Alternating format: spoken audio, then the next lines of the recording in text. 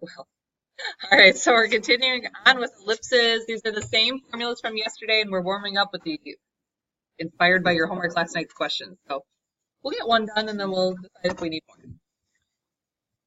So this first question on worksheet 6, we need to graph the ellipse. And there were some questions like this on your homework where it just said graph it.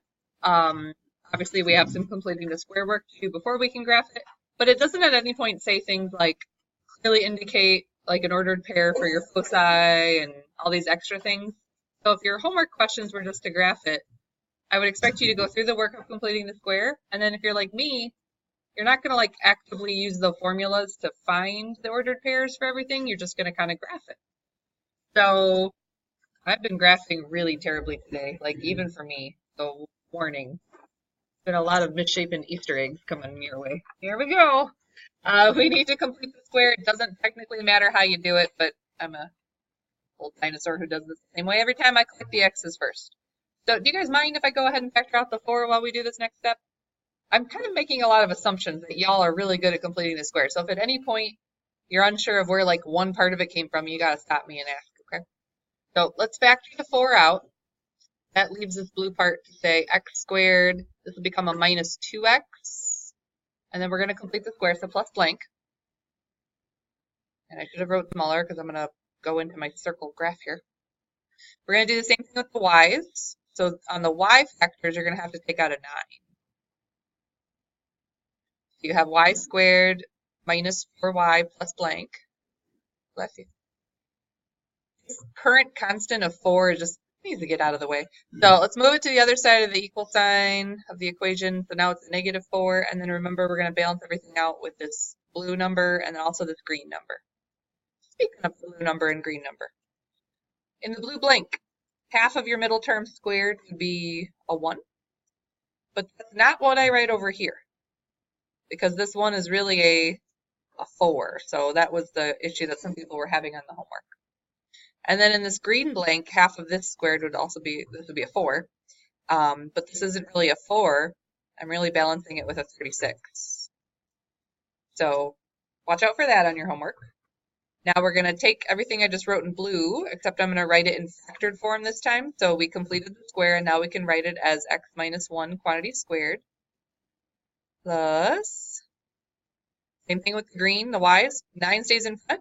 And then you have y minus 2 quantity squared. And then sometimes I can add, let's see, that becomes a 36 on the end. So they told you at the beginning of the problem, by the way, you have an ellipse. So we're not done with the ellipse formula until it says equals 1 off to the side here. So you're going to go through and you're going to divide each of your terms by a 36. Then if you wanted to match your formula, you're just going to make it look exactly like the formula. So instead of 1 over 9, I'm just going to call this first term x minus 1 squared over 9.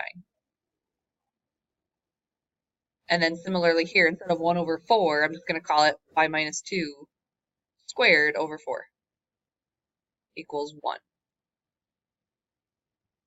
So a couple things to remind you about our work yesterday. You should be able to locate the center of your ellipse, which is located at h comma k.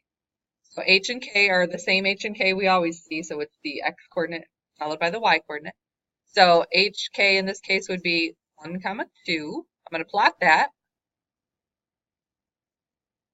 And then this is really the only tricky part of the ellipse. You have to watch out as to which axes they're talking about. So the larger denominator is your major axes information. So the 9 is going to help me calculate the major axes. But remember, the number that's in the formula, 9 represents a squared. So a is actually 3 units, but it's in both directions from the center. So because this number is underneath your horizontal component of your formula, that means you have to move right 3 units and also left 3 units. So the axis itself is 6 units long. But when it comes to graphing, all I do is I go to my center and then I go 1, 2, 3 to the right, and 1, 2, 3, I can't count, to the left. So we're going to do something similar for the minor axes. I'm going to look down here at the minor axes value, which is, this is b squared. So minor just meaning smaller, that's all that means. So the distance from the center in both directions would be 2 units, so b is 2 units. but because it's with the vertical factor, that means you need to move up 2 units and down 2 units. So the actual axis itself is 4 units long. So up 2 from the center and down 2, and this is where it all goes terribly wrong. Here we go. Are you all holding your breath with me? That was so good. Hey. Like in my standard, that was so good. You should have seen what I came up with last hour. It was not even close to that. All right. So I need to hear from you guys. Do you want more of that? The next example is just more of this. Got no takers on that? All right. Well, then okay. So this question, watch y'all just take a break for a moment and just watch me work. This is going to be what we're going to encounter today. So you are going to be given clues, which are all important to finding the formula. So it's kind of a scavenger hunt of like, what are they trying to tell me? So this is out of your textbook. And there are some questions like this in your homework. You don't need to write it down though. I'll post the slides. I give you some information about the endpoints of your major axes, and I give you information about the endpoints of your minor axes. So I know from experience that the major axes clue, essentially they're trying to talk to you about the length of A. And then the minor axes clue, they're trying to talk to you about the length of B. But you have to be careful because A is not like the full major axes, right? The major axes is twice the A. It's like an A on one side and an A on the other. So same thing with the minor axes. There's another secondary clue that they're trying to get at as well. The center of your ellipse you can find because of these axes. So in order to find the center, you just have to find the middle of one of the axes. So center in this problem is going to be equated with midpoint. Like every good pre-calc student, when I feel a little confused, I usually, if it's a coordinate geometry problem like this, I revert to a coordinate plane. A really wonderful drawing, I'm sure. It's not going to be good. So we're going to have to graph something. If this was for my homework, I would graph it really, really well on graph paper. But we have a major axis going from -6, 2 to -6, -8. So I'm just going to kind of fudge something in here, guys. -6, 2, I'm going to pretend it's right here. And then -6, -8, I'm going to pretend it's right there.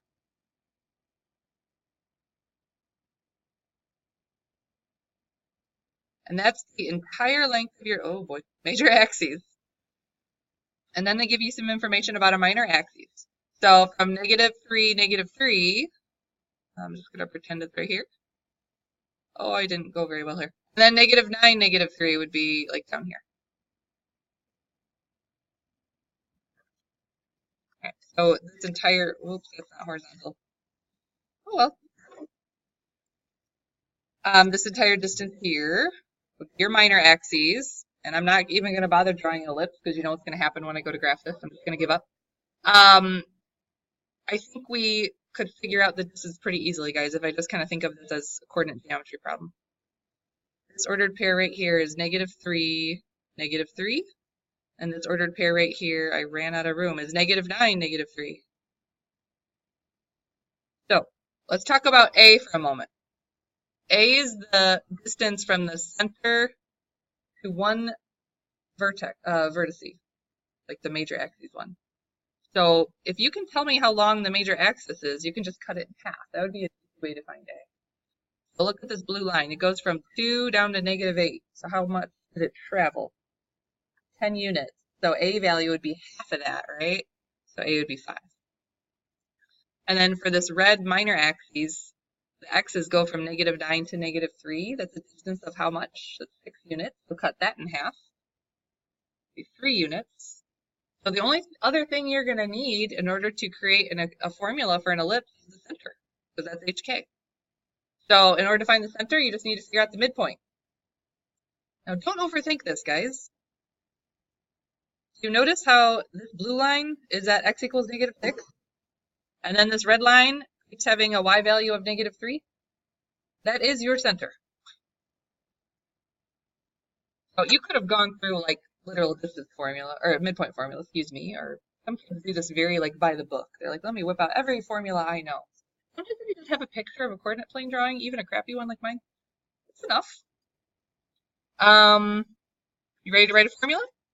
So can you tell from my beautiful picture that this is a longer vertical ellipse? So this is the vertical formula we're going to be using. If you want to pull it straight off your formula, I would always start my homework questions by writing this down, like the actual formula. Y minus k squared over the major axes squared, half the distance of the major axes, plus x minus h squared over b squared equals 1. So now you just plug everything in. Now be careful. The y value is the major axis. So this is y plus 3 squared over, I lost my a, where is it? Was it 5? Yeah, it was 5. So over 25 plus, and then for the x, it would be x plus 6 squared over b was 3, wasn't it? Okay, cool. So b squared would be 9 equals 1. So I didn't use a whole ton of formulas from my yellow card, other than just writing the formula itself. So this is what, back in the ACT prep days, we used to call a coordinate geometry problem. Anytime they give you coordinate points, you feel stuck on it, your first idea is to throw something down on paper that looks like a drawing and figure it out from there, okay? This is the type of question you're going to run into on your test and your homework for sure. I'm going to give you clues about vertices, and remember, when they call them vertices, they're referring to the major axes. So keep that in mind. And then a random thought about foci. So, foci is really a clue about the value for c, because the distance from the center of your ellipse to either one of the foci is a distance of c units. Now remember, c is not actually part of your formula, but c is going to help us find the other part of the formula that we need. So it's a bit of a task. Let's look. I'm going to start by drawing it, as are you. Give yourself a little sketch. This is going to be a pretty lengthy horizontal ellipse, guys. It's got to go from -12 for an x value all the way to 4. So it doesn't have to be necessarily pretty or to scale, but just put it in relative scaleness, that would be nice. So like, for instance, pretend this is -12, 6. And then we'll pretend that this is 4, 6. So this is the major axes. They didn't really tell me much about my minor axes. We'll get to that later. The only other clue they gave me were that the foci were located at -10, 6, and 2, 6. But that doesn't really shock me, because I knew that the foci were towards the edges of our ellipse, kind of close to the vertices. So just for the sake of a drawing, draw yourself something that looks like an ellipse. I have no idea how big the minor axis is right now, so it doesn't really matter. We're going to calculate it in a minute. I think you can tell me a few things though, guys. I think we could figure out the center, because the center has to be the middle of, and you can do either. You can either say the center between the foci, or you can say the center between the vertices, because either way it's going to be the center. So I'm going to go between the foci because it's sitting right in front of me. So the center between the foci, midpoint. I'm looking for midpoint here, guys. So you would take -10 plus 2, cut that in half. And then you would take, where am I at? 6 plus 6, cut that in half. And then I feel kind of stupid for doing that part of the formula, because wasn't that line going to have a y value of 6 regardless? Yeah, so whatever. All right, so we're just calculating center. And we have, let's see, -8 over 2 would be -4, comma, surprise, surprise, 6. So your center, right there, is at -4, 6. Which, if I drew a good picture, like on a homework problem, I probably would have seen the center with -4, 6 without actually calculating it, so that's kind of nice. Of course, I can't draw a good picture. So we have H. We have K. I think we kind of know A if you do a little thinking, guys. Remember, A is half of the major axes. So you can either go from the center to an edge, or you can just take the full axis and cut it in half. Either way, how long is half of this axis? It's 8, I heard. Yes, thank you. So that would be the value for A. So the only other thing I need is B. And that's a big question mark right now. But wait, there was another clue. What was that other clue? We could figure out C. Because if this focus point right here, this guy, was 2, 6. C is the distance from the center of your ellipse to one of the foci. So this center, remember, was at -4, and the foci was at 2. So how far did it travel to get there? How long is C? 6 units. Don't we have a formula that relates A and B and C together? That formula looks something like this. C squared equals, now it's not Pythagorean theorem, it kind of looks like it's A squared minus B squared for an ellipse. So let's plug in what we know, guys. C squared is 36. A squared would be 64. And I don't know B, that's what I'm trying to find. So after solving this equation, you're going to subtract 64, you're going to divide by -1, and then you're going to square root. At 20, what? What is it? 28? 28? Okay. So square rooting that. Well, you know what? Maybe I don't need to square root it. Because what's my goal here? They said write an equation, right? And what goes into my equation is literally b squared. So let's not even do that step. All right. We're almost home free, guys. I just need you to really focus on what kind of ellipse we have. We have a horizontal ellipse with a major axis that's horizontal. So when I'm trying to pull a formula off my formula card, make sure you're looking at the right one. You guys are looking at this one where it says x minus h squared over the a squared plus y minus k squared over the b squared equals 1. So that gives us, where's h and k again? Oh, right here. Here's h and k. So x plus 4 squared. Why am I writing floppy? X minus 4 squared, plus 4 squared, excuse me. Over, in hindsight, I should have organized this a little better. Okay, a squared would be 64. Plus y minus k would be y minus 6 squared over, let's see, we just found b, didn't we? B squared we found was 28. Notice I'm not even using c anymore. I really just used the value of c in order to calculate b. Yes, what did I do wrong? Okay. So c, by definition, is the distance from the center of your ellipse to one of the foci. So once we figured out that this, so there's 2 ways you could have done it. You could have figured out the whole length from foci to foci, cut it in half. That would be c. But what we did is we looked at, okay, if the center here is at -4 for an x value, and then it travels out to a 2, so that's 60. So you have to start thinking about like what c and a and b represent, guys. It's the distance from the center to a particular point. So if like for a, it's from the center to your one of your vertices. For b, it's center to one of your co-vertices. And for c, it's center to one of your foci. So that is a tricky concept, especially with these being new to everybody. All right. Fun times ahead. All right, let's look at this one. Vertices. Cool. And, oh, then they give you a minor axis length. I feel like we need to draw this out. Now, careful about your drawing. This is going to be a vertical ellipse where the axis is going to be at x equals -2, but it's going to go down 4 units and all the way up to 8. So when you're kind of like sketching something out, I always hate when I graph like a really terrible sketch and then I'm going to go. All right, -2, -4. Let's pretend it's down here. Now remember, they called these vertices, which mean that is associated with your major axes. Then -2, 8, pretend that's up here.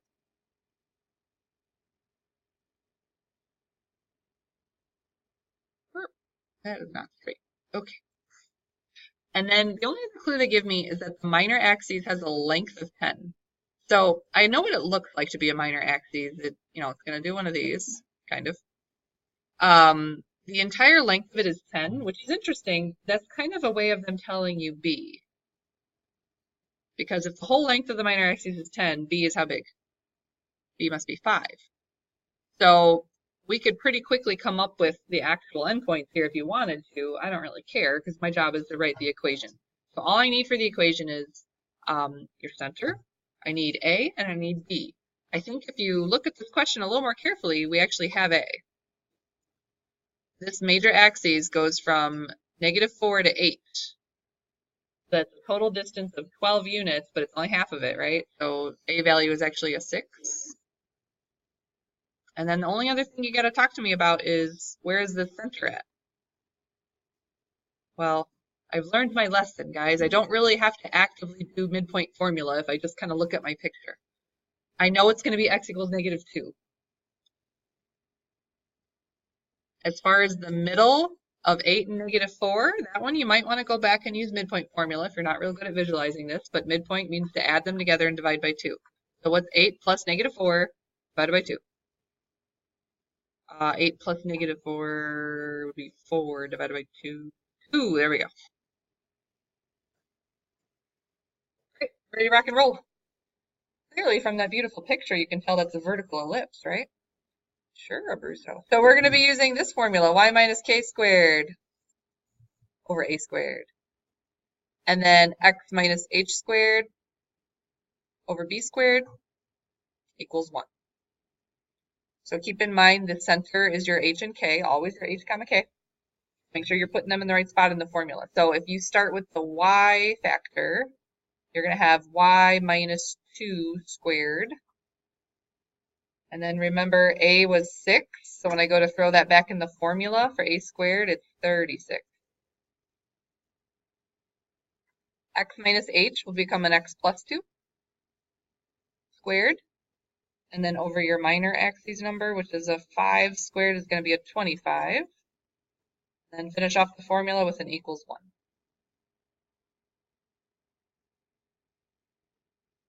I think some of you found happiness with your homework last night because you're like, oh, it's not too bad. And then I do stuff like this.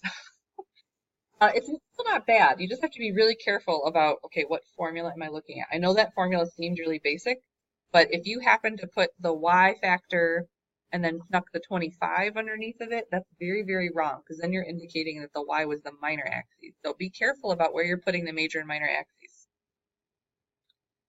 All right. And we didn't, what was that? Yeah, let's do this one. But this time they give you foci, which this clue about foci is twofold. Obviously, foci helps us find C, which isn't part of our formula, but we're going to use C to find one of the other things. The other thing that the foci is going to help you do, it's also going to help you find the center.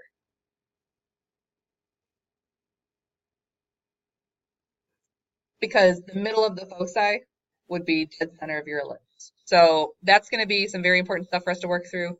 And then we also are told that the length of the major axis is 10 units. So that's a very important clue. I think regardless of what clues they give you, a good place to start always is to graph it out. So we have foci at -2, 1 and -2, 7, -2, 1. There we go.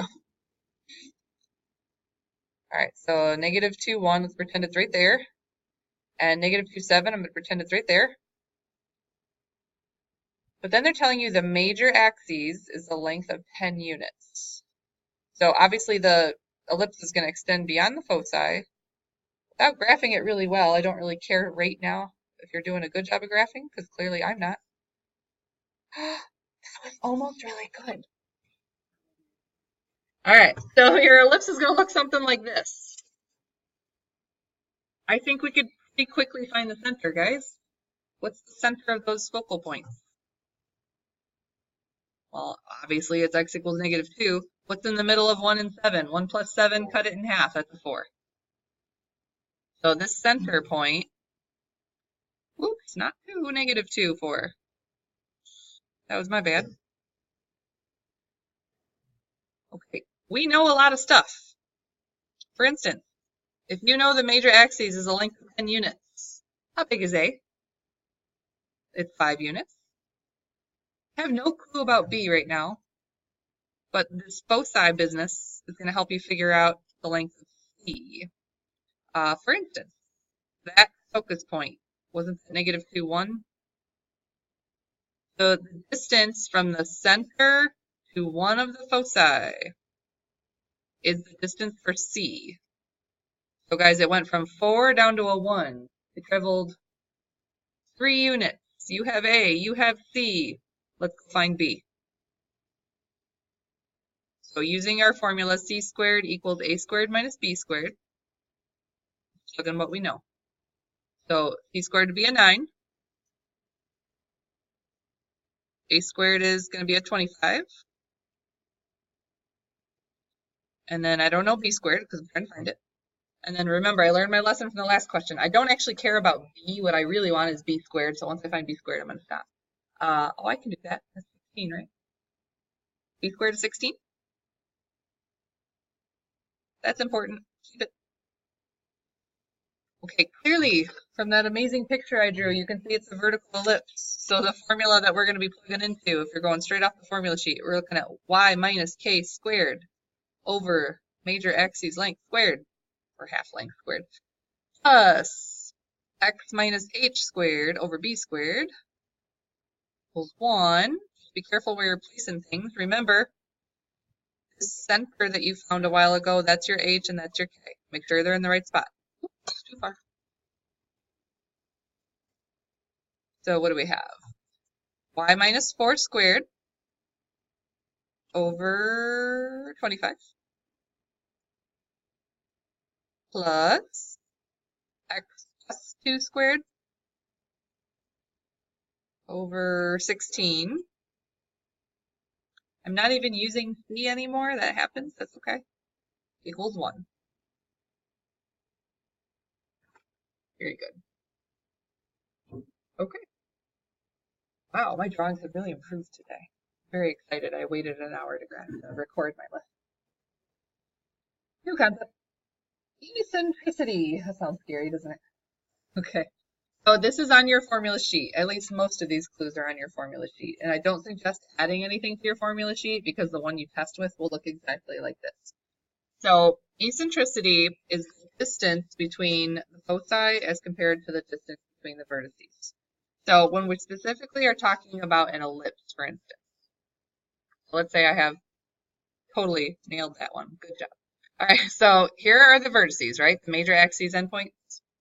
So the distance between them is technically called 2 times A, right? A is half of the major axes, so the whole distance is 2A.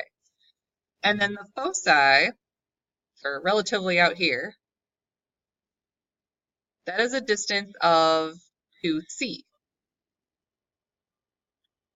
So if I'm comparing this ratio, the distance between the foci is 2C, the distance between the vertices is 2A. Well, math people don't like things that aren't simplified, so then someone came through and said the 2's aren't going to matter. So the ratio that they're going to have you come up with for eccentricity is C divided by A. Now that little number, which I would like you guys to write as a decimal all the time, and if it is a weird funky decimal, give me like 3 decimal places out. That way I can tell you to do something weird. That number tells you what type of conic you have. So on this next slide, there's some information about what the eccentricity number means. So eccentricity is measuring the roundness of your conic. On your formula sheet, I think you have these 3 clues, right? Or 2 of them at least. You have the ellipse one and the hyperbola one. Or is there nothing about this? Am I making this all up?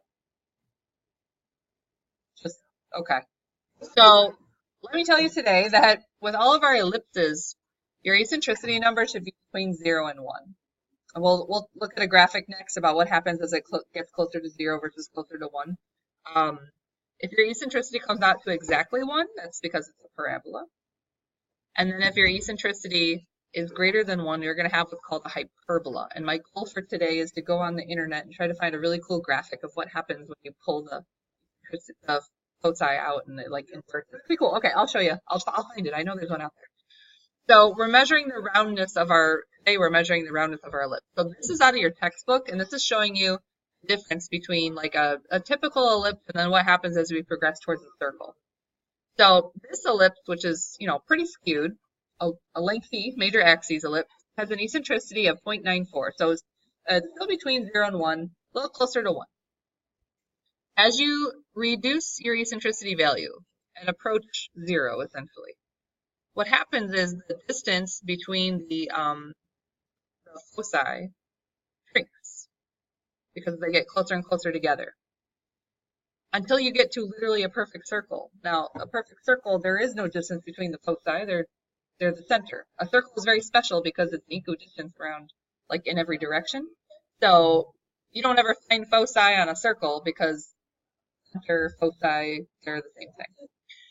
They're on top of each other. Yes, if you want to think of it that way. So think about your formula here, guys. If the distance between the foci is nothing, and then you divide it by anything else, 0 divided by any number gives you 0. So the question back here where it said, well, what happens if you have eccentricity of 0? Well, that means you have a circle.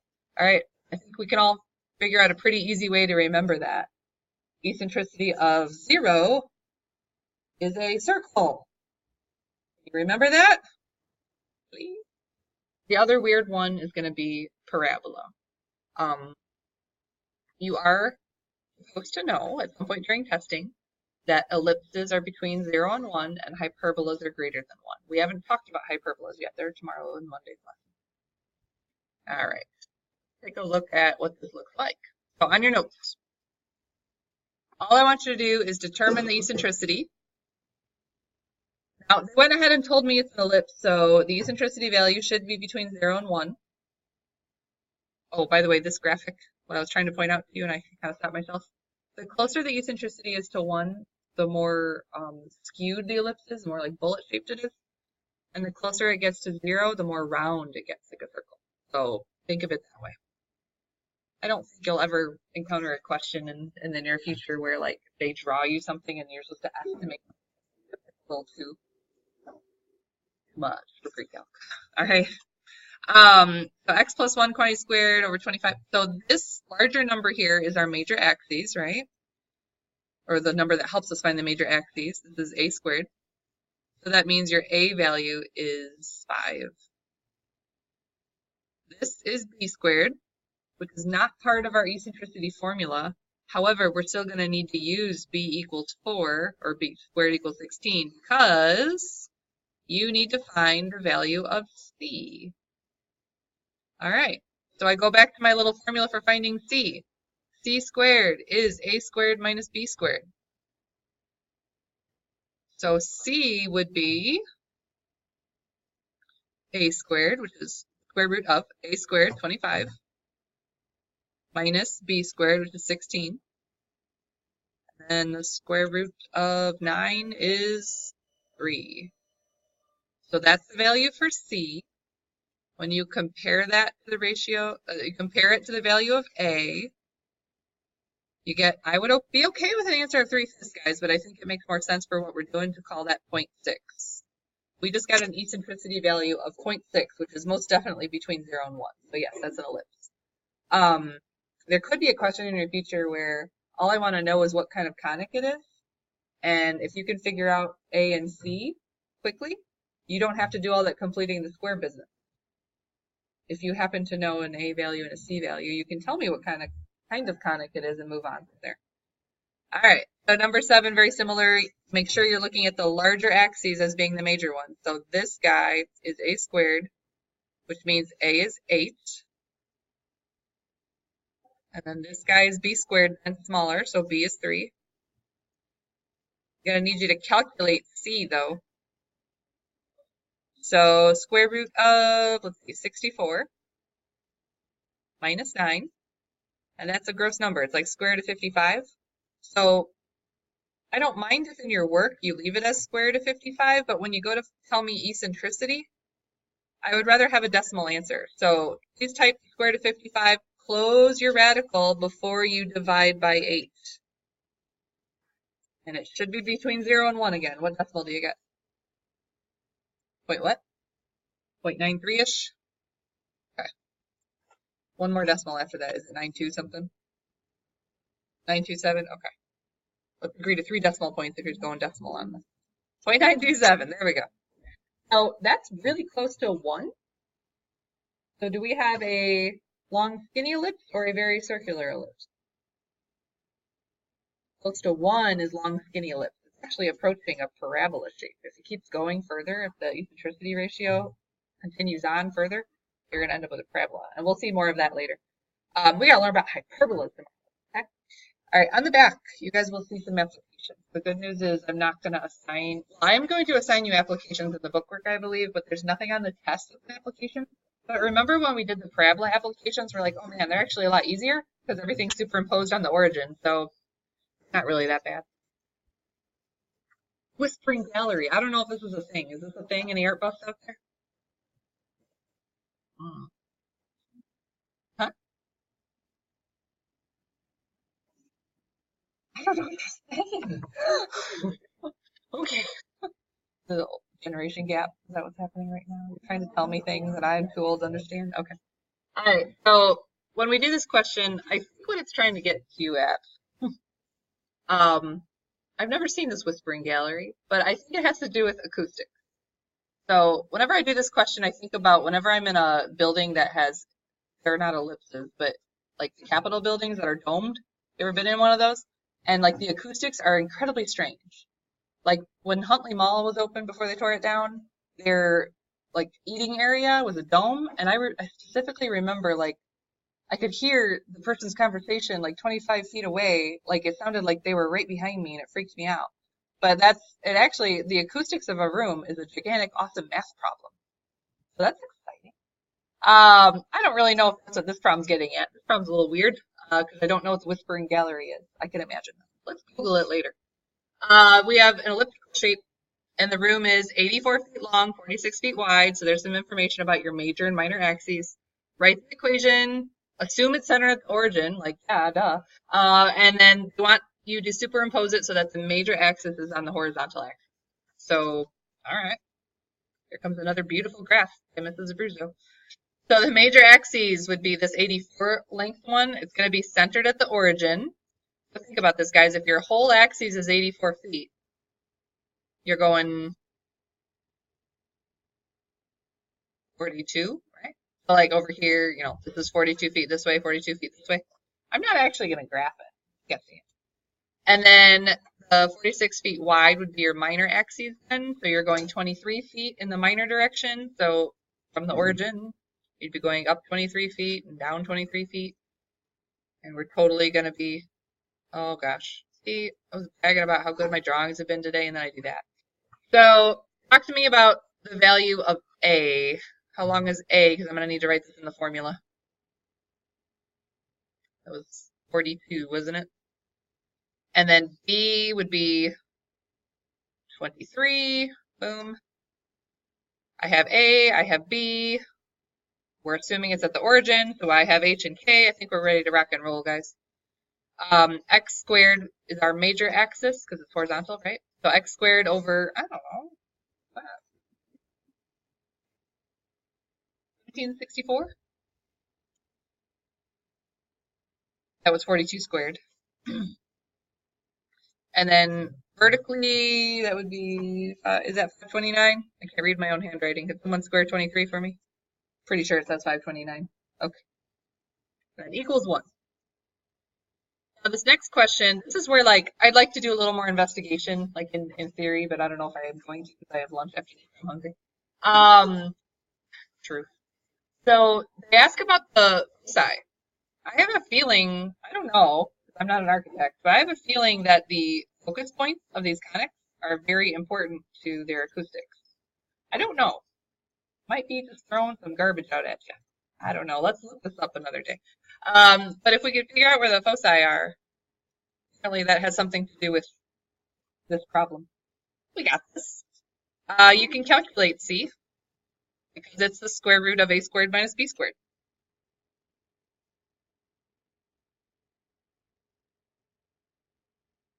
And a decimal would make sense here. Like 35.1. So, you know, from the center. I have another note in my key where I measured it from the ends of the room. I'm still having a hard time visualizing what this room looks like. I mean, it can't be a perfect ellipse. It has to be like half of the ellipse, right? I'm gonna stop this video because I don't want to get like sued for internet stuff. But we're gonna look this up.